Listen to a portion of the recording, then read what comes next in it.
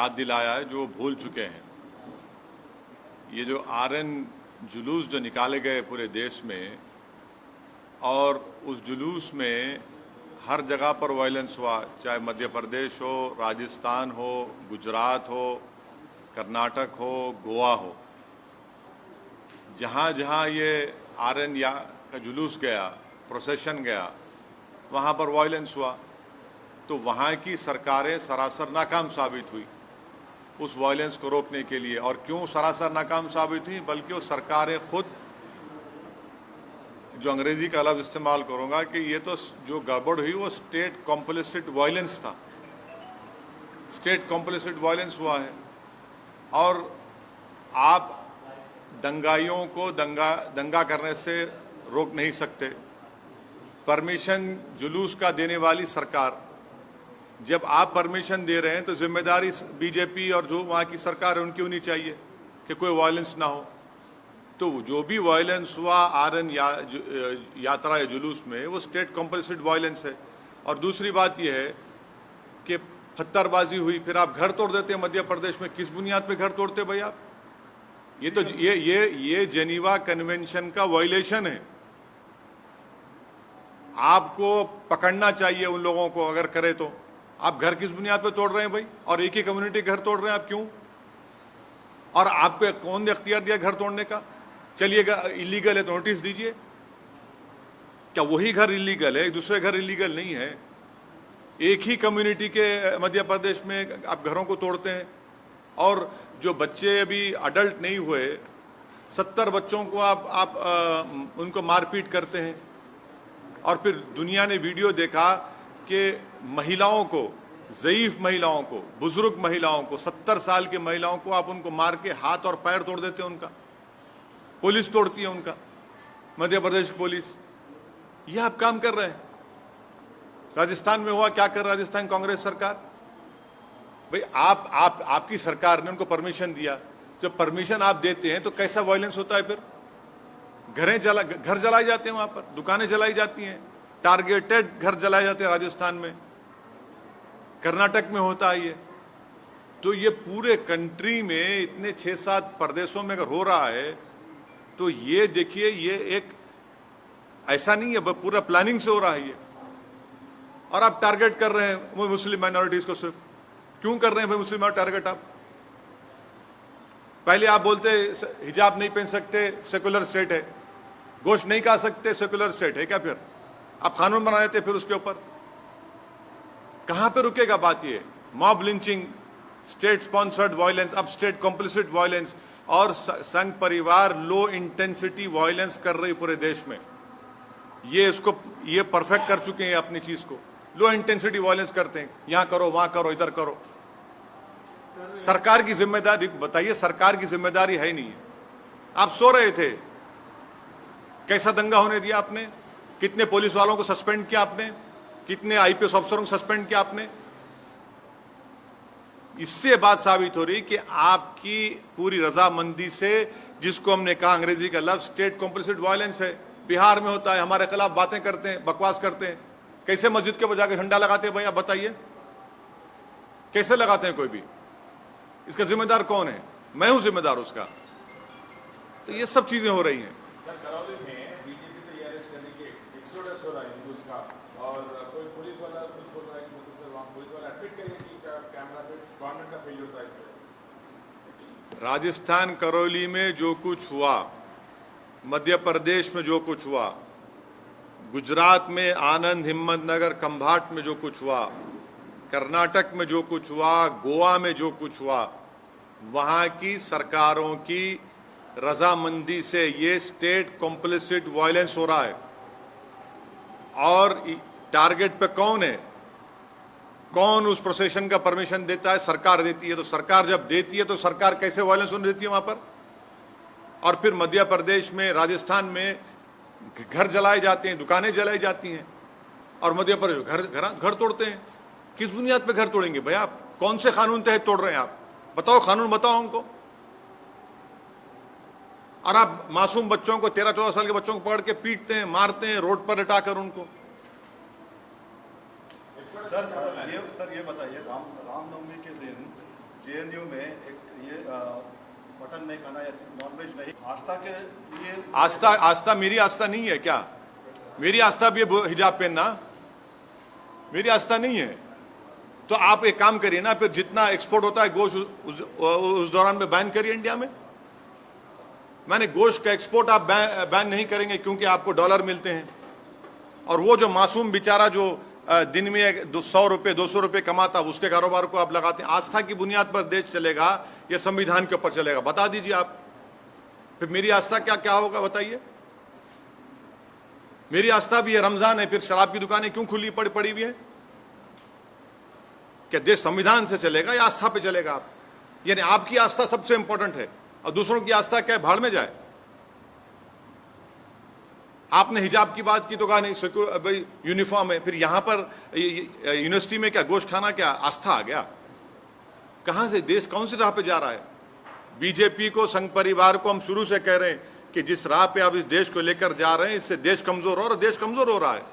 ये सरकार की जिम्मेदारी है। तो आरएसएस कहाँ से सर? आप RSS हाँ, आप आरएसएस को नहीं जानते, हम जानते हैं ना।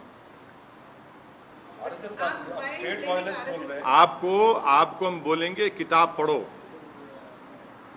We our nationhood defined, bunch of thoughts, ये 2 किताबें आप पढ़ लो जिसमें आरएसएस के उस वक्त के सर संचालक खुद कह रहे हैं कि जब जुलूस निकलता था तो मैं बाजा बजाता था बोल के।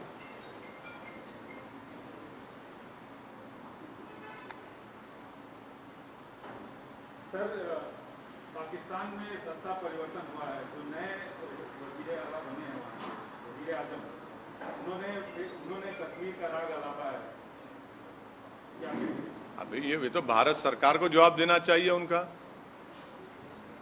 भारत सरकार उनका जवाब दिए, प्रधानमंत्री तो मुबारकबाद पेश कर दी उनको।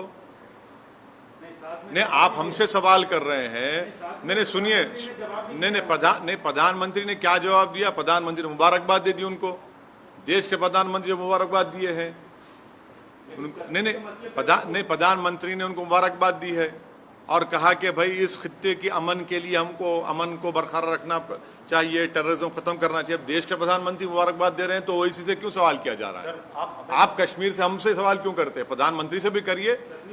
अरे हाँ, जब नहीं देश के प्रधानमंत्री जब मुबारकबाद दे रहे हैं शहबाज शरीफ को, तो ओवैसी को क्यों घसीट रहे हैं इसमें आप?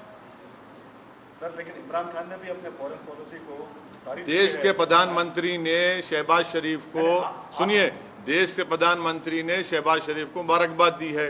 देश के प्रधानमंत्री ने, जब शहबाज शरीफ के बड़े भाई नवाज शरीफ प्रधानमंत्री थे उस मुल्क के, तो अफगानिस्तान से अचानक जब उन्होंने देखा कि शहबाज शरीफ के घर में लाइट दिख रही तो उन्होंने उतर गए, वहां पर दावत में चले गए बिन बुलाए मेहमान बनकर।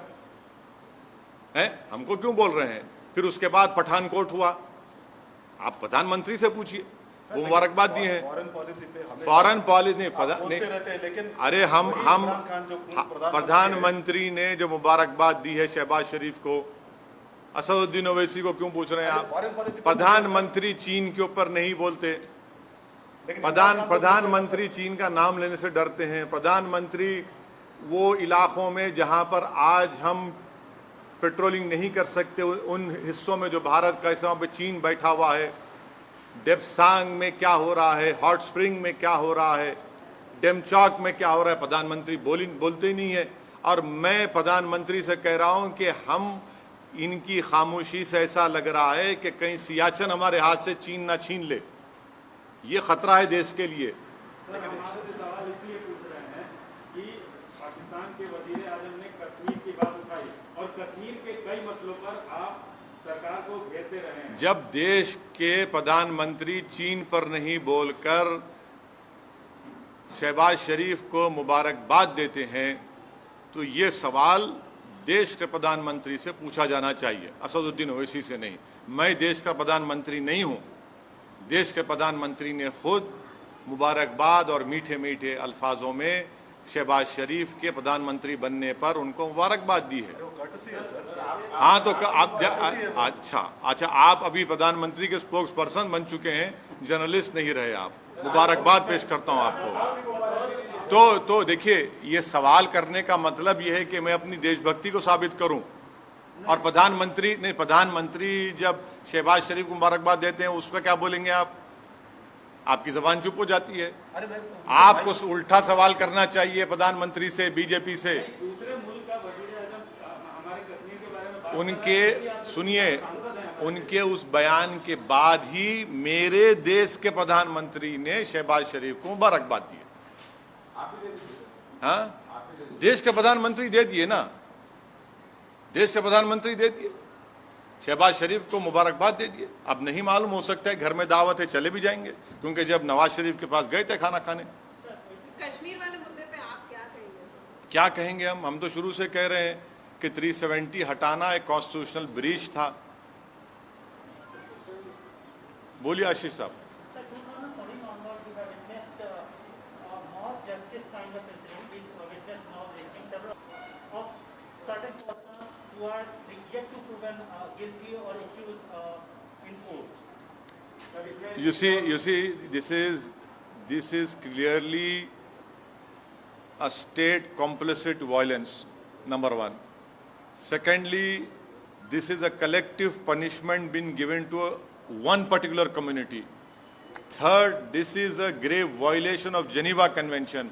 Fourth, under what law the government of Madhya Pradesh has demolished houses of the Muslim community. Fifth, if they were illegally built, you cannot arbitrarily demolish any house. You have to give a notice. Sixth, you can regularize those houses. Seventh, it clearly shows their biased attitude of the Madhya Pradesh BJP's chief minister and his government towards the Muslim minority, because it is a state complicit violence. Earlier it was state sponsored, then it was mob lynching, now it is state complicit violence, and they have failed in protecting the properties and the life of a particular Muslim minority community. And the last point which I want the people of India to remember, how is it that the old Muslim women were assaulted? 70-year-old Muslim women, their elbows were broken, their heads were smashed. Who did this? It is a Madhya Pradesh police. What justification does the BJP government has towards this attitude? Almost similar kind of violence we have witnessed in Rajasthan also. Yes, it is. Yes, in what has happened in Rajasthan, Karoli is equally condemnable. Targeted violence has taken place. The Congress government of Rajasthan has supported this state complicit violence. They were the ones who gave the procession permission for RN procession. It is their responsibility, constitutional responsibility, to protect life and limb and to maintain peace, which the Congress government has utterly failed. And it is their responsibility, and whatever violence has taken place, it is the responsibility of Rajasthan-led Ashok Gehlot government. Jharkhand also witnessed such a similar. Yes, not only Jharkhand, even Karnataka, even Goa, even Karnataka. This RN procession permissions were given by the respective state governments, and they have utterly failed in controlling and stopping this violence. There are certain states where we are expecting those states are going for assembly polls. ahead of That is not the issue. The issue is that you have to discharge your constitutional responsibility, which these respective state governments have completely failed. This is what I call state complicit violence. And once again, the Muslim community has been targeted in what happened in all these states in this RN procession. Sir Shivraj Singh Chouhan ने bulldozers चलवाए, आप कह रहे हैं Muslim community को target कर रहे हैं क्या? बिल्कुल। कौन से कानून के तहत आप बुलडोजर चला रहे हैं बताइए? इलीगल कब्जा था तो आप नोटिस क्यों नहीं देते? क्या इलीगल कब्जा सिर्फ मुसलमानों का है, दूसरे लोगों का इलीगल कब्जा नहीं है? बड़े बड़े जो बिल्डिंग खड़ी हुई हैं, चाहे किसी भी हो, उसका नहीं है। अगर आप इलीगल है तो आप नोटिस दो उनको या रेगुलाइज करो उनको। एक गरीब का टीन का शेड तोड़कर आपको कौन सी खुशी मिल रही है? ये तो सैडिस्टिक प्लेजर ले रहे हैं आप इन चीजों को कर आप मॉब रूल कर रहे हैं आप। BJP is calling it as exodus. What do you want to say? BJP Which calling it as where Rajasthan and what happened to the violence? If exodus is happening, then what is the Congress-led Ashok Gehlot government doing? How is it that targeted shops were targeted and they were burned? I can show you videos of targeted burning of shops in Rajasthan, Karoli. It is that government has failed in controlling the violence, and the Sangh Parivar has mastered this art of low intensity violence.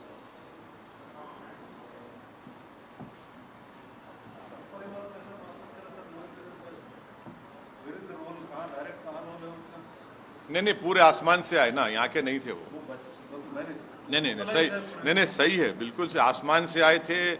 और जो videos जो आ रहे हैं उनके नारों के, उनके provocative बकवास के,